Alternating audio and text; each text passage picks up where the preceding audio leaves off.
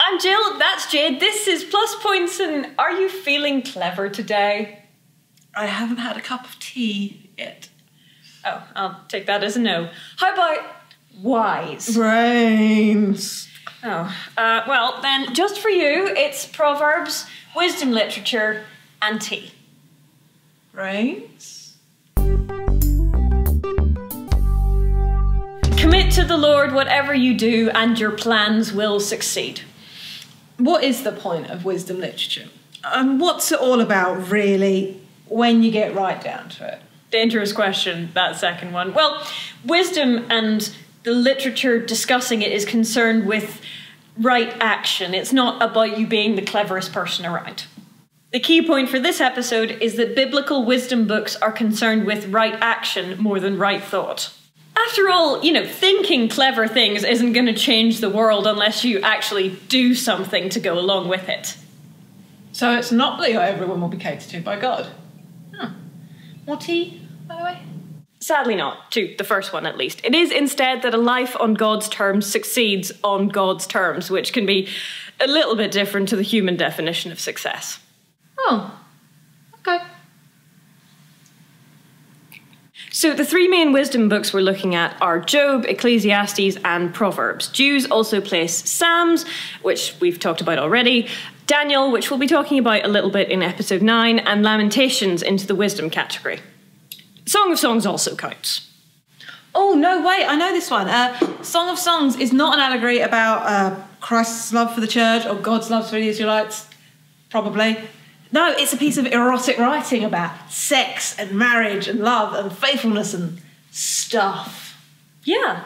Okay, so some other things to bear in mind when reading and interpreting wisdom literature would be: do look for the context, and especially for the thread of the argument that's going on. Who is speaking? Are they right or wrong? Are we supposed to nod our heads in agreement or shake our heads ruefully as they continue to willfully miss the point?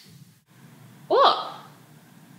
Verses taken out of context can often say the exact opposite of what they're meant to mean in the general sort of scope of the argument. See, please, it's your fault because you sinned in Job. The whole of the book of Job is Job wishing to die because everything he loves has been taken away from him. And Job's comforters, which is where we get the expression, keep telling him he must have been a bad, bad man for all this misfortune to befall him. And then God shows up and says, did you make the world? Do you sustain it moment by moment? Then no, you don't get to know the whys and wherefores of everything that's going on. But you do seem to have a better idea of what's going on with stuff than your friends do, and the things that have been happening to you aren't because you did something bad, so here is a reprieve. Okay, Proverbs, go. I'll give you more tea. And a biscuit.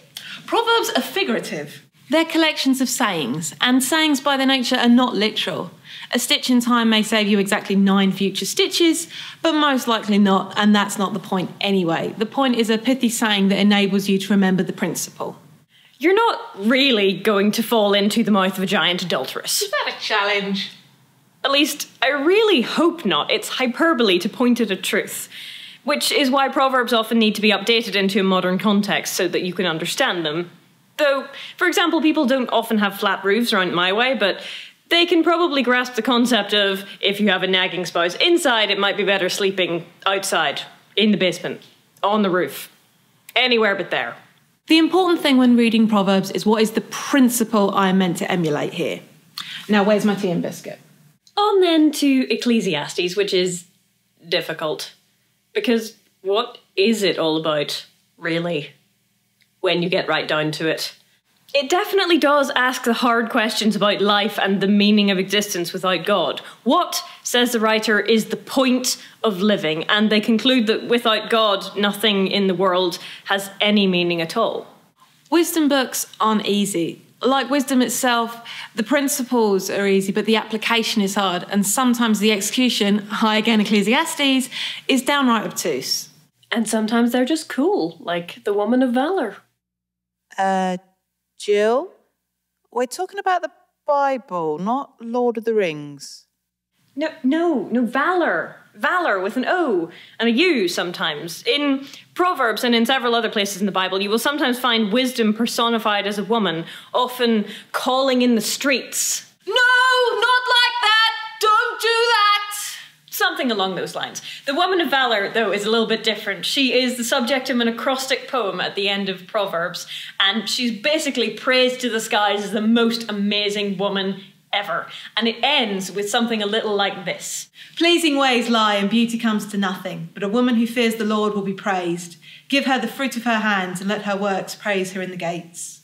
So remember how I said that biblical wisdom is very concerned with action? Okay, it's about making godly choices. Pleasing ways or charm is just appearing. Beauty is just your face. What matters to God is not that, but how you think of him and how you treat the world and how you act and what you say and what you do.